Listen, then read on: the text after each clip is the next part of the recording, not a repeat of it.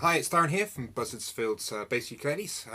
In this short video I'm going to be using my own fan bass ukulele here to point out some of the basic parts of a bass uke and perhaps how it differs from a standard uke and what those parts do. The first thing you'll notice is these strings.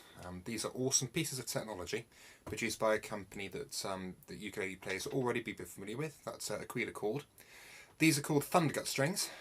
They're a polyurethane and silicon compound, but they've been specifically designed to allow short-scale instruments like this to produce a true bass note. The scale length, incidentally, that's the playable section of string, so from here through to here.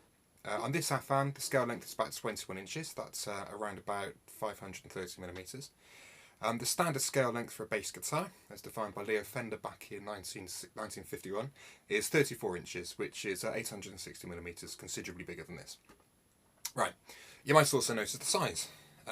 This bass is a lot bigger than a concert or even a tenor ukulele, and is in fact the biggest of the ukulele family, measuring slightly more than a baritone uke. The extra size of this fan allows for a bigger sound chamber, that's the empty space within the body of the instrument here, and a little more area on the soundboard. The soundboard is the top of the body, and it's the bit which captures most of the vibration and produces the amplified natural sound effect that you get. On the subject of how the sound is produced, the area down here, this is called the bridge, and within the bridge is a piece called the saddle, that's the white section here. Now this is a really important part for two main reasons. Firstly, it's responsible for transferring the vibrations from the strings to the soundboards and then to the body of the guitar, which produces the unplugged amplification, as I mentioned before. Secondly, on this model, within the saddle itself is a little gizmo called a piezo pickup, and this converts the vibrations from the strings into an electrical signal, which can then be transferred to an amplifier. Now, all of the Buzzard Field's bass ukulele line have a standard EQ preamp built into them. So this is the preamp and the EQ. It does two main jobs. The first is it simply electrifies the signal coming from the strings, and it boosts the signal in such a way that a really nice, clear electrical signal is produced, which can then be sent through to your bass amp, to your PA, whichever you're happening to use it. You'll also notice there's an array of sliders on the unit. Now, these are all here to allow you to customise the sounds which is produced electronically.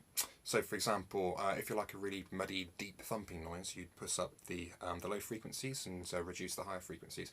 Or vice versa, if you want a really attacking, percussive, trebly sort of a noise, you'd reduce the bass frequencies and push up the treble frequencies.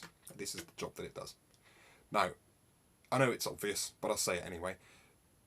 Any settings you make on the preamp make no difference whatsoever to the amplified sound. Sorry, to the unamplified sounds. That's the natural sound which comes from the instrument when it's not plugged in.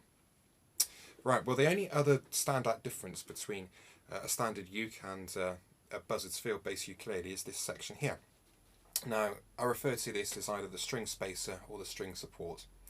And its job is to secure the strings in place, to allow maximum vibrations to reach the saddle and then be transferred through to the body. And probably most importantly, it sets the string spacing at this end of the instruments. That is the distance between the strings as it runs up the fretboard.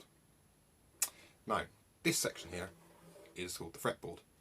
And confusingly, like on this model, it could be fretted, or you can have unfretted versions, such as this model here.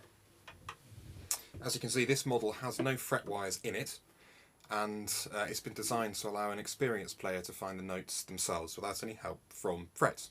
It sounds a bit scary, it's actually not, and it's a hoot to play. So if you do get the chance to play an unfretted or a fretless bass, have a crack. Back to this one over here. These are the fret wires, and they delineate spaces up the fretboard. The fret itself is the space between the wires.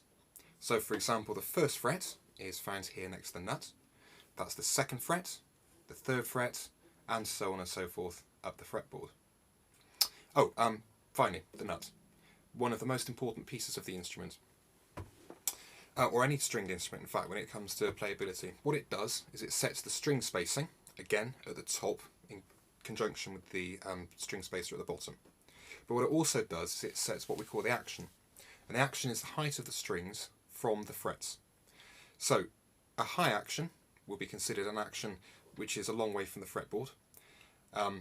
It allows you to play very loud, you can hit the strings really hard without producing any fret buzz, which I'll explain in a second. The downside to it is it can cause problems with tuning, and a high action can make it feel as though you're playing with train tracks as opposed to strings. It's not nice.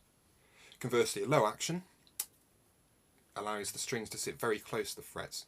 Very little pressure is required in order to find the notes, and it makes finding the notes and hitting the notes very intuitive. The drawback to a low action, of course, is that if you were to play the strings too loud, it produces a horrible rattling effect as the strings hit the frets themselves, which is not nice. So as always, the best thing is a compromise. All of the buzzard field basses come set at a medium-low action, which will allow you to adjust it should you want to in the future. Thank you very much for watching. Please continue to watch the forthcoming videos when I'll explain a little bit more about getting to grips with playing your first notes.